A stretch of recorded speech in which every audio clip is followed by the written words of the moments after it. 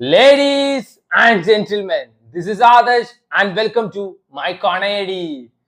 So horror fantasy ജോണറിൽ ഒരു സിനിമ വന്നിട്ട് ഞാൻ കുറെ ആയിട്ട് വെയിറ്റ് ചെയ്തിരിക്കുന്ന ഒരു പടം. ഹൊറർ ഫാന്റസി എന്റെ ഫേവറേറ്റ് ജോണറാണ്. അത് മാത്രമല്ല, ഇത് റൂറൽ ഹൊററാണ്. അതായത് ഗ്രാമത്തിൽ നടക്കുന്ന ഹൊറർ പരിപാടി ഇതൊക്കെയാണ് ഈ സിനിമ പറഞ്ഞു പോകുന്നത്. അറിഞ്ഞ് പണിക്കഴിഞ്ഞാൽ അതൊരു കിടു കോംബോ ആണ്. പക്ഷെ അറിഞ്ഞ് പണ്ണണം. ഇതിന്റെ ചില ക്ലിപ്സ് ഒക്കെ ഞാൻ കണ്ടിട്ടുണ്ടായിരുന്നു. നല്ല രസം ഉണ്ടായിരുന്നു. ഒരു വലിയൊരു കോട്ടയുണ്ട്. ആ കോട്ടയ്ക്കുള്ളിൽ ഒരു രാക്ഷസനുണ്ട്. ഭയങ്കര ഡേഞ്ചറസ് ആണ്. ലക്ഷക്കണക്കിന് ആൾക്കാർ പോയാലും അണ്ണൻ മിനിറ്റ് കൊണ്ട് തീർക്കും. ഓരോ 1000 കൊല്ലം കൂടുമ്പോഴും ആ രാക്ഷസന് ഒരു നരബലി കൊടുക്കണം. കൊടുത്തില്ലെങ്കിൽ ആ ഗ്രാമത്തിനെ ഫുൾ അവൻ നശിപ്പിക്കും.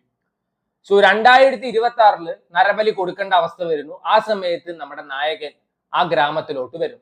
കപ്പിൾ ഫ്രണ്ട്ലി പറഞ്ഞിട്ട് ഒരു സിനിമ ഈ ഇടയ്ക്ക് OTT ഇറങ്ങിയിട്ടുണ്ടായിരുന്നു. എനിക്ക് തോന്നുന്നു കണ്ടവരുടെ ഒക്കെ ഫേവറേറ്റ് പടമാണിത്.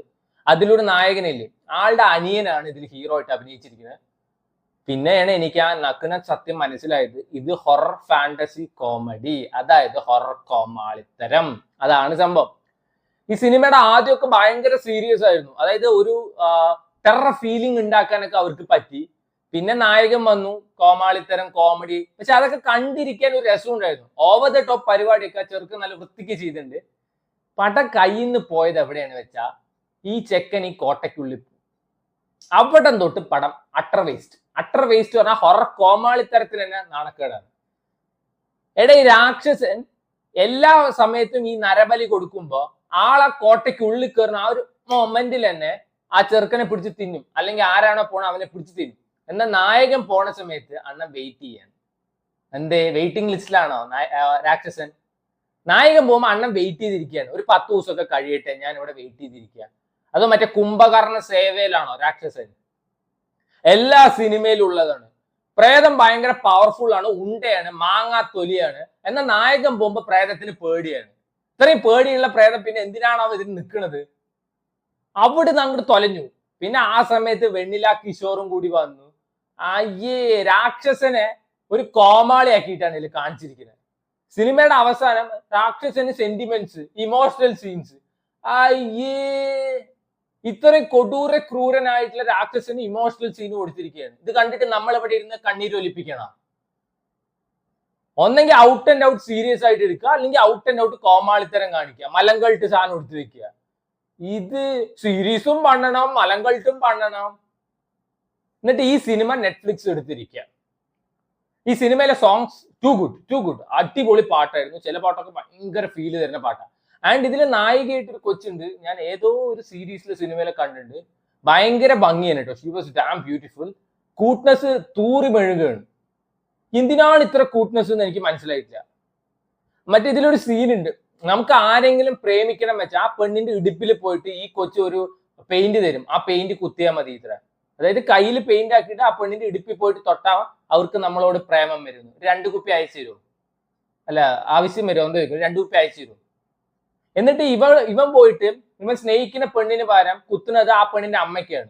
എന്നിട്ട് ആ തള്ളയ്ക്കൊന്നും ഇവന്റെ അടുത്ത് ഇഷ്ടവും തോന്നിയില്ല. അതിലും കള്ളിയാണ്, ആ പെണ്ണെ കള്ളിയാണ്. ഞാൻ പറഞ്ഞില്ല, ഇതിലത്തെ കോമഡി സീൻസ് ഒക്കെ നല്ല രസമുണ്ടായിരുന്നു. ഫസ്റ്റ് ഹാഫ് ഏകദേശം നല്ല രസമുണ്ടായിരുന്നു, ഓവർ ദ ടോപ്പ് പരിപാടിയാണെങ്കിലും. പിന്നെ കോട്ടയ്ക്കുള്ളിൽ പോയപ്പോഴേക്കും വെണ്ണില കിഷോറിന്റെ കോമാളിത്തരം, കുറച്ച് സ്ത്രീയുടെ റെഫറൻസ് വരുന്നുണ്ട്, ഇവരുടെ ലപ്പ് വരുന്നുണ്ട്, മറ്റേ ആളുടെ ഇമോഷണൽ സീൻ വരുന്നുണ്ട് രാക്ഷസന്റെ. എനിക്ക് ഒട്ടും വർക്കായില്ല. ഏകദേശം 2 മണിക്കൂർ 10 മിനിറ്റ് എന്തോ ഈ സിനിമയുണ്ട്. This movies available on Netflix. തെലുങ്കും തമിഴൊക്കെ അവൈലബിൾ ആണ്. ഞാൻ തെലുങ്കാണ് ഇരുന്ന് കണ്ടു, ഇവരുടെയൊക്കെ ഒറിജിനൽ വോയിസിലും മൊഴിയുന്നത് മനസ്സിലാക്കാൻ. ഒട്ടും വർക്കായില്ല. ആകെ ഉണ്ടായിരുന്ന ഇംപ്രഷൻ വരെ സെക്കൻഡ് ഹാഫ് കൊണ്ട് തൊലച്ചു എന്ന് വേണമെങ്കിൽ പറയാം. സ്ത്രീ റെഫറൻസ് ഒക്കെ കൊണ്ടുവന്നിട്ടുണ്ട്. എന്തിനാണെന്ന് എനിക്ക് ഇപ്പോഴും മനസ്സിലായിട്ടില്ല. ഇവിടെയൊക്കെ ഇതൊക്കെ വെച്ച് നോക്കുമ്പോഴാണ് സ്ത്രീ എത്രത്തോളം നല്ലതാണ് തോന്നിയത്. കാരണം സ്ത്രീയില് ഭയങ്കര രസമായിട്ടാണ് കോമഡി സീൻസ് പ്ലേസ് ചെയ്തിരിക്കുന്നത്. അതേപോലത്തെ രാജ്കുമാർ റാവുവിന്റെ പെർഫോമൻസ്. ഈവൻ സ്ത്രീ 2 സ്ത്രീ 2 അല്ലേ പറഞ്ഞിട്ടുണ്ട്, അതിലാണെങ്കിലും ദാറ്റ് വാസ് ഓൾസോ നൈസ്. ഇവര് ആ ഒരു ഹൊറർ യൂണിവേഴ്സിൽ കുറെ സിനിമകൾ നൈസ് ആയിരുന്നു. ആ എലമെന്റ്സ് കണക്ട് ചെയ്തിട്ടൊക്കെ. ഓവർ ദ ടോപ്പ് പരിപാടി ഉണ്ട്, കോമാളിത്തരങ്ങളുണ്ട്. പക്ഷെ നമുക്ക് ഒരിക്കലും അയ്യേ എന്ന് പറയാൻ തോന്നില്ല. എന്നാൽ ഇതൊക്കെ കാണുമ്പോ എന്ന് പറഞ്ഞു. സോ മറ്റേ റക്കാസ എന്താ സാധനം, രാക്ഷസ എന്നൊക്കെ കേട്ടിട്ടുണ്ട്. എന്താണ് ഈ റാക്കാസ? എനിക്കിപ്പോഴും മനസ്സിലായിട്ടില്ല ഈ സിനിമ കണ്ടിട്ട്. സോ ആ രാക്കാസ പണ്ടാരം സ്ട്രീമിംഗ് ഓൺ നെറ്റ്ഫ്ലിക്സ് വേണ്ടവര് കണ്ടു നോക്കാം. സോ ഈ കാന്താര പോലത്തെ മിത്തോളജിക്കൽ എലമെന്റ്സ് ഉള്ള സിനിമകൾ അല്ലെങ്കിൽ സീരീസ് നിങ്ങളുടെ ഫേവറേറ്റ് ആണെങ്കിൽ ഒരെണ്ണം ഇപ്പൊ OTT വന്നിട്ടുണ്ട്, പോച്ചമ്മ. സോ ആക്ച്വലി ഒരു മിത്തോളജിക്കൽ ത്രില്ലർ സീരീസ് ആണ്. കാന്താര പോലത്തെ എന്ന് പറയാൻ കാരണം കാന്താര പോലത്തെ എപ്പിക് സാധനം അതൊന്നും അല്ല. ഇതിന്റെ ടൈറ്റിൽ കാർഡ് എഴുതി കാണിക്കുമ്പോൾ ഒരു ബാക്ക്ഗ്രൗണ്ട് മ്യൂസിക് ഉണ്ട്, അത് അതിന് സിമിലർ ആണ്. അതുകൊണ്ടാണ് കാന്താര പോലത്തെ പറഞ്ഞത്. ആഹയിലാണ് സ്ട്രീം ചെയ്യുന്നത്. സോ ഈ സീരീസ് തുടങ്ങുന്ന സമയത്ത് ഭയങ്കര ഒരു സീരിയസ് നോട്ടിലാണ് തുടങ്ങുന്നത്. ഒരു വലിയൊരു എസ്റ്റേറ്റ് കാണിക്കുന്നുണ്ട്, അതിന്റെ നടുവിലൊരു ബംഗ്ലാവ്. അവിടെ ആരുടെ ആനിവേഴ്സറി സെലിബ്രേഷൻ നടക്കുമ്പോൾ ഒരു പെണ്ണ് തട്ടിപ്പോകും. അത് പിന്നെ സൂയിസൈഡ് ആണോ, ദൈവ കോപമാണോ, കൊലപാതകമാണോ, ഇതൊക്കെ പറഞ്ഞു പോകുന്ന സീരീസ് ആണ് പോച്ചമ്മ, ജക്കമ്മ, മായമ്മ എന്നൊക്കെ പറയുന്ന പോലെ. 25 മിനിറ്റിന്റെ 5 എപ്പിസോഡുള്ള സീരീസ് ആണ്. ഏകദേശം 2 മണിക്കൂറിൽ പരിപാടി തീരും. ഒരു സിനിമ കാണുന്ന duration you can complete this. പക്ഷേ പ്രശ്നം ഇർക്ക്.